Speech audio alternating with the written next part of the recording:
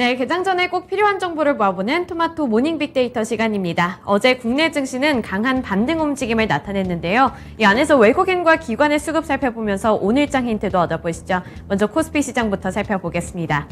네, 코스피 시장에서 외국인은 이번에도 삼성전자와 SK하이닉스 같은 반도체 투톱을 모두 다 담았습니다. 4거래일 연속으로 이렇게 반도체 관련 종목 쪽으로 관심을 주고 있는데요. 삼성전자는 4거래일 연속 가장 많이 담고 있는 종목이고요. 또 밑으로 보시면 LG 이노텍이 있습니다. 아이폰 14 출시를 앞두고 기대감의 상승세를 연출한 건데 어제 외국인의 수급이 많이 들어오면서 5% 넘는 상승률을 나타냈습니다. 밑으로 기아와 삼성 SDI도 있는데요. 미국의 인플레이션 법안과 관련해서 어제는 호재 소식이 있었는데 특징주 가서 더 자세하게 설명해 드리겠습니다. 네, 그리고 기관 쪽 살펴보시면 기관은 2차 전지 관련주들 쪽으로 눈을 돌렸습니다. LG 에너지 솔루션 그리고 포스코 케미칼이 있는데요. LG 에너지 솔루션도 마찬가지로 미국의 IRA 법안과 관련한 소식 때문에 기관의 수급이 들어오면서 탄력을 받았습니다. 또 밑으로 보시면 현대중공업 같은 조선 관련주들 쪽으로도 매수세가 유입이 됐는데요. 오펙 플러스 쪽에서 원유를 감산하겠다 이러한 소식 때문에 기대감이 작용이 됐습니다. 국제유가 상승은 글로벌 주요 석유 업체들의 매출 확대를 야기를 하게 되고 이렇게 될 경우에는 조선 업체들의 발주량까지 증가할 것이라는 기대감으로 작용이 된 건데 이에 따라 기관의 수급이 들어왔고요. 그리고 밑으로 네이버와 CS 윈드 같은 종목들 쪽으로도 기관의 매수세가 유입이 됐습니다. 네, 넘어가서 매도 리스트 확인해 보시죠. 외국인이 매도한 종목들 살펴보시면 우선은 한화솔루션을 가장 많이 팔았습니다. 최근까지만 해도 3분기 실적에 대한 기대감 때문에 주가가 오름세를 연출했는데 지금까지 오른 것에 대해서 차익 실현 움직임이 나타났고요. 그리고 밑으로 보시면 삼성전자 우선주도 팔았습니다. 또 최근에 힘을 받지 못하고 있는 카카오와 네이버 쪽에서 외국인은 리스크 관리에 나서면서 매도 리스트에 이름을 올린 종목들이고요. 금융주 쪽에서는 하나금융지주를 가장 많이 팔았습니다.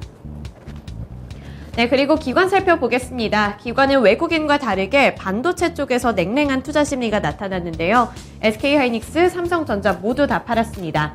그리고 기관은 완성차 업체 쪽에서도 차익 실현 움직임 나타내면서 현대차와 기아를 모두 다 판 가운데 국제 유가의 영향을 많이 받는 SK이노베이션 쪽에서도 기관의 매도 물량이 출회됐습니다.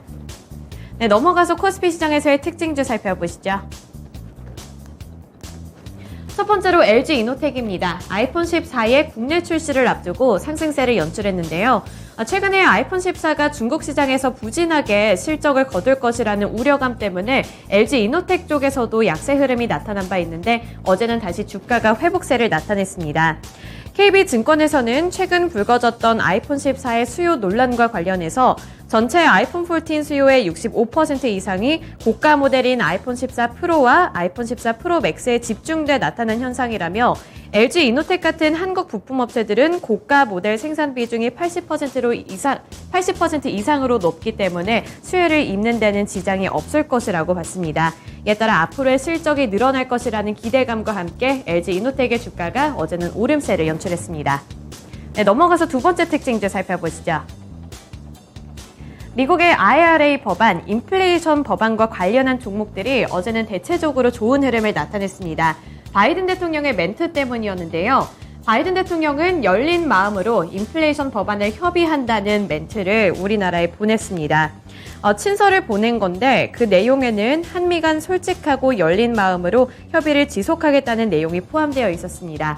최근에 인플레이션 법안의 수혜를 받지 못할 종목들로 기아와 현대차 같은 완성차 업체들이 있었는데 이와 관련해서 윤 대통령이 발벗고 나섰고 여기에 화답으로 바이든 대통령의 이러한 멘트가 나온 겁니다. 이에 따라서 국내 증시에서는 2차 전지 관련주들 그리고 완성차 업체들이 관심을 받았습니다. 네, 넘어가서 코스닥 시장 살펴보시죠. 코스닥 시장에서 외국인은 이번에 2차 전지 그리고 폐배터리로 분류가 되는 종목들 쪽으로 관심을 줬습니다. 대표적으로 LNF, 에코프로 BM, 에코프로 같은 2차 전지 관련주들이 있고요. 그리고 폐배터리 관련해서 주목을 받고 있는 성일하이텍 그리고 세비캠 쪽으로도 외국인의 매수세가 유입됐습니다.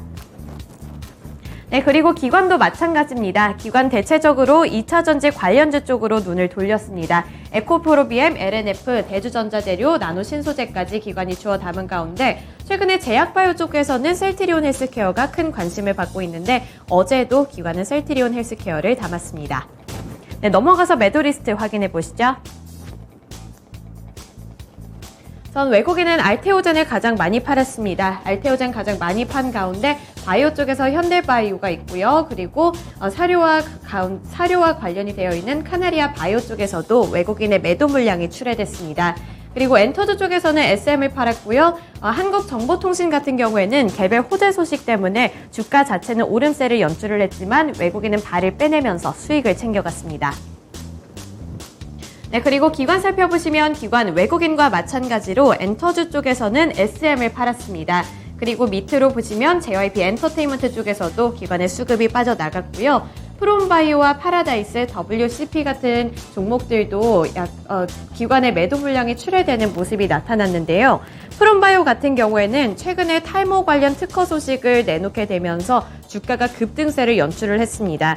하지만 기관이 어제는 차익 실현 움직임 나타내면서 프롬바이오도 기관의 매도 리스트에 이름을 올렸고요. 그리고 최근에 상장한 WCP는 지지부진한 흐름을 나타내고 있습니다. 성적이 그렇게 좋지는 않은데 앞으로의 주가 흐름은 지속적으로 체크해 보셔야겠습니다. 네, 넘어가서 코스닥 시장에서의 특징주도 살펴보시죠. 첫 번째로 한국정보통신이 있습니다. 애플페이가 국내에 11월에 출시될 것이라는 기대감에 주가도 상승 흐름을 나타낸 건데요. 한국정보통신은 전날보다 3.11% 오른 13,250원의 장을 마감했습니다.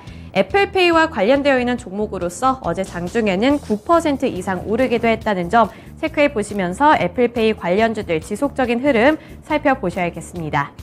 네, 마지막으로 오늘 주요 일정까지 함께 살펴보시죠. 네, 첫 번째로 오늘 신규 상장하는 종목들이 있습니다. 이노룰스, 모델솔루스가 오늘 신규 상장하는 날인데요. 이노룰스는 소프트웨어 개발과 관련되어 있는 종목이고요. 모델솔루스는 타이어와 관련되어 있습니다. 이 관련 종목들의 흐름 잘 연관 지어서 파악해 보셔야 될 것 같고요. 그리고 미국에서는 9월에 고용 동향 보고서가 발표됩니다. 최근에 미국의 노동시장 쪽으로 관심이 많이 쏠리고 있는 가운데 이 고용 보고서에서는 어떤 수치가 나올지 현지 시간 기준으로 발표가 되니까요. 체크를 해보셔야 될 것 같고요. 그리고 오늘부터 본격적으로 삼성전자와 LG전자처럼 대표적인 전기전자 업체들의 실적이 발표되는 날입니다.